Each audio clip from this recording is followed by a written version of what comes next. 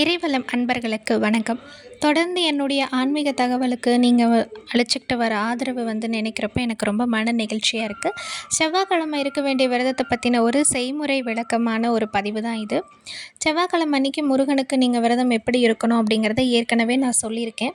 அதன்படி பார்த்தீங்க அப்படின்னா, செவ்வாய்க்கிழமை மாலையில் 6 மணிக்கு நான் இந்த மாதிரி முருகப்பெருமானுடைய வேலுக்கு அபிஷேகம் செய்து வழிபாடு பண்ணுவது அப்படிங்கிறத வழக்கமாக வச்சிட்ருக்கேன். அதனுடைய ஒரு தொகுப்பு தான் இந்த பதிவு. வேல் நீங்கள் சிறியதாகவோ அல்லது பெரியதாகவோ வைத்திருப்பது முக்கியம் இல்லை. அதுக்கு இந்த மாதிரி தவறாமல் அபிஷேகம் செய்வது மிகவும் அவசியம்.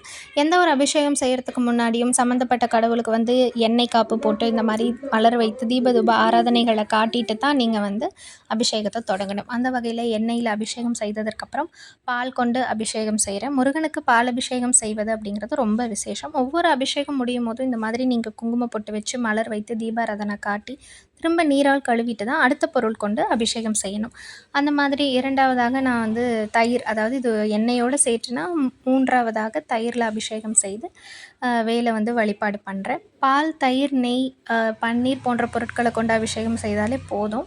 அதுக்கப்புறம் 4வதாக நான் பார்த்திங்கன்னா பன்னீரில் அபிஷேகம் செய்கிறேன். பன்னீர் வாசனை திரவியங்கள் பொதுவாகவே இறைவனுக்கு மிகவும் பிடித்த ஒரு விஷயமாக இருக்கின்றது.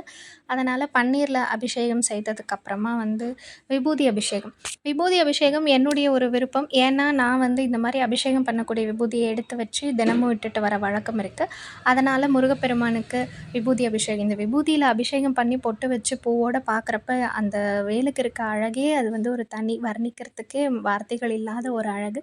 ரொம்ப திருப்தியாக நான் அபிஷேகம் பண்ணிவிட்டு சர்க்கோண கோலம் போட்டு அதில் 6 வெற்றிலை தீபம் ஏற்றியாச்சு.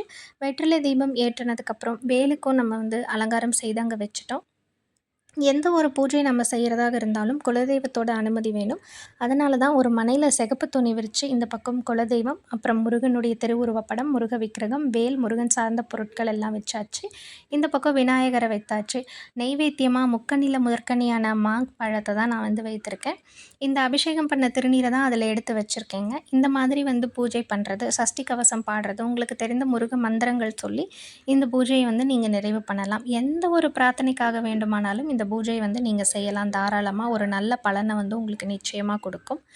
இந்த மாதிரி வாரந்தோறும் செய்யுங்க. 48 வாரம் ஒரு கோரிக்கையோடு இதை நீங்கள் செஞ்சு பாருங்கள். நிச்சயமாக நீங்கள் நினச்சது நடந்தே தீரும்.